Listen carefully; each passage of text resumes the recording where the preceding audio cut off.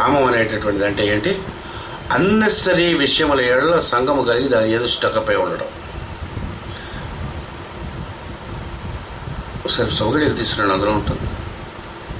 Silent ఉన్నాయని కూడా తెలియదు మనకి కదా, వాటి గురించి పట్టించుకోం. నార్త్ ఇండియాలో కామదహనం అనేది చేస్తారు. బొమ్మని తయారు చేసి దాని బాణంతో కొట్టించాలి, కాల్చి ఇలాంటివన్నీ చేస్తారు. కామం మనకు అతీతమైనటువంటి శక్తి కలిగినటువంటిది. ఈరోజు ఈ హోళిగా పౌర్ణమి చేసుకుంటారు, రేపు రంగులు రాసుకుంటారు. కామం అనేటటువంటిది తప్పు కాదు, తప్పేం కాదు. ఏం చేద్దంటే అమ్మవారు కామమును కామేశ్వరుడి పేరు.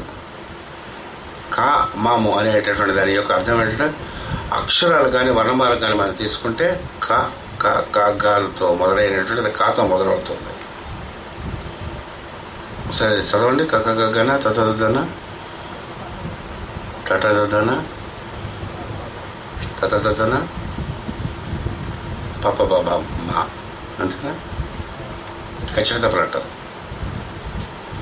మనలాంటి వాళ్ళకి గుర్తుండవు అనేసి బ్రహ్మానంద శిష్యుల్లో వాడు కచ్చడి తబలు అని పచ్చడి బద్దలు అని పెట్టాడు. అలాగైనా గుర్తుంటుంది. ఇప్పుడు పచ్చడి బద్దలు గుర్తుంటే కచ్చడి తబలైనా గుర్తుంటాయి. రేపు కామదహనం చుట్టూ రేపు చేద్దాం. ఆశ్రమానికి పోయి కామదహనం చేసుకుందాం రేపు. రేపే హోళిగా పౌర్ణమికి ముందు రోజు కామదహనం అవుతుంది. ఎల్లుండి హోళిగా పౌర్ణమి కాబట్టి భ్రూమధ్యమునకు కొడలే శక్తిని కానీ మనం ప్రజ్ఞని కానీ తీసుకెళ్ళిన తర్వాత అక్కడ ఏమిటవుతుంది? కామదానం అయిపోతుంది. అంటే లోయర్ ఇన్స్టింక్టివ్ ఇంపల్సెస్ వీటి మీద స్వామిత్వం వస్తుంది. అప్పుడు క్రియేట్ అయినటువంటిది అమ్మవారి యొక్క హృదయం ద్వారా మన్మధుడు అనేటటువంటి వాడి ద్వారా పంచబాణముల ద్వారా మళ్ళీ క్రియేషన్ పెట్టుకొస్తుంది. అంచేత లక్ష్మీ హృదయం, విష్ణుమూర్తి యొక్క హృదయం అనందు లక్ష్మీదేవి ఉంటుంది. లక్ష్మీ యొక్క హృదయం అనందు ఆవిడ కొడుకు అయినటువంటి మన్మధుడు ఉంటాడు. మన్మధుడు అమ్మవారు ఇద్దరు కూడా పంచబాణులే. ఆవిడ పంచ తన్మాత్ర సాయిగా పంచబాణుడై ఉంటాడు మన్మధుడు. మొట్టమొదటి అమ్మవారి యొక్క ఉపాసన చేసేవాడు ఆ మన్మధుడు.